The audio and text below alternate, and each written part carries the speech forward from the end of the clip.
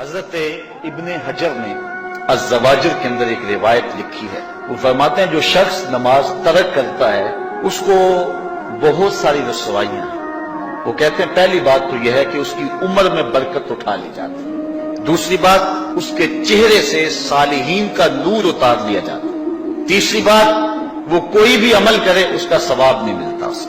چوتھی سزا دنیا پر اس کو یہ ملتی ہے اس کی دعائیں قبول نہیں ہوتی. اور پانچویں سزا اس کے لیے یہ ہے کہ اس کے لیے جو نیک لوگ دعا کرتے ہیں ان دعاؤں کا حصہ اسے نہیں ملتا.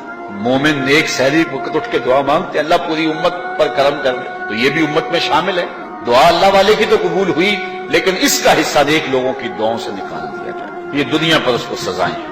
اور جب وہ مرنے لگتا ہے نزا کے وقت تین اس کو سزائیں ملتی ہیں. ایک تو بھوکا مرتا ہے, دوسرا پیاسا مرتا ہے, تیسرا ذلیل ہو کے مرتا ہے. اور قبر کے اندر اس کو تین سزائیں ہیں. حضرت امام ابن حجر کہتے ہیں ایک تو اس کی قبر تنگ کر دی جائے گی حتیٰ کہ ادھر والی پسلیاں ادھر اور ادھر والی پسلیاں ادھر. دوسرا اس کی قبر میں آگ ڈالی جائے گی. جو اللہ کے حضور نہیں جھکتا اس کی قبر اس لائق ہے کہ اس میں آگ ڈالی جائے. اور تیسری اس کے اوپر ایک اژدہا مسلط کر دیا جائے گا جس کا نام ہے شجاع الاقرع. اور جب وہ ڈنگ مارے گا تو 70 گز تک وہ شخص زمین میں ڈنس جائے گا اور وہ مسلسل یہ ڈنگ مارتا رہے. اور کہا کہ تین سزائیں اس کو حشر میں پہنچیں گی. ایک تو اس کا حساب سختی سے لیا جائے گا. دوسرا اللہ تعالیٰ جل شانہ اپنے قہر و غضب کا اس پہ اظہار کرے گا. اور تیسری اس کو سزا یہ دی جائے گی کہ اس کو جہنم میں ڈال دیا جائے گا. میں اور آپ آج کی اس بزم میں یہ پختہ عزم کر کے اٹھیں کہ آج ہم خود بھی اور اپنی اولاد کو بھی اپنے دوستوں کو بھی. میرے والد گرامی فرمایا کرتے تھے جس سے دوستی ہونا اس کی انگلی پکڑ کے دین کی راہ پہ لے آؤ. یہ دوستی کا حق ہے.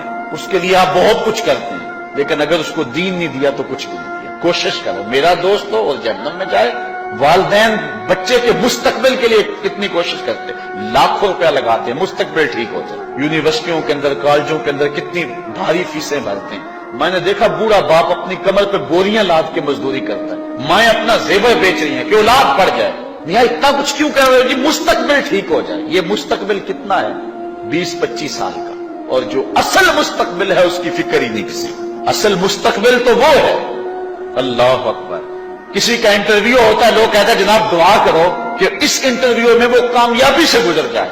میں کہتا ہوں جب قبر میں اترتا ہے پھر کسی نے آ کر کبھی نہیں کہا کہ دعا کرو مشکل گھڑی آ گئی ہے خیریت سے گزر جائے. اصل امتحان تو یہ ہے. اگر اس امتحان سے گزر گیا تو کامیابی اور بامرادی.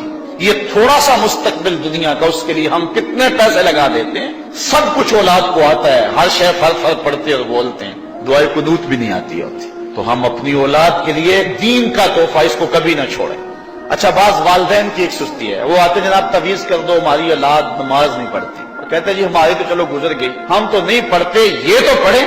میں کہتا ہوں یہ کیوں پڑھیں جب تم نہیں پڑھتے.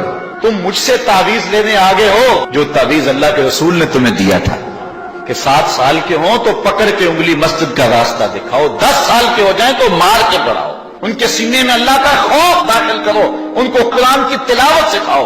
علموا اولادکم 3 خصال, اپنی اولاد کو 3 چیزیں سکھاؤ. حب نبیکم, ایک اپنے نبی کا پیار سکھاؤ. وحب اہل بیتہ, رسول اللہ کے اہل بیت کا پیار سکھاؤ. وتلاوت القرآن, اور قرآن کا پڑھنا سکھاؤ. چھین لو سیڑھیاں ان کے ہاتھوں سے گانے والی, چھین لو ان کے ہاتھوں سے ناول اور ان کے ہاتھ میں قرآن دے دو. کتنے خوش نصیب دن تھے, گلیوں سے گزرتے تھے گھروں سے قرآن کے پڑھنے کی آواز آتی.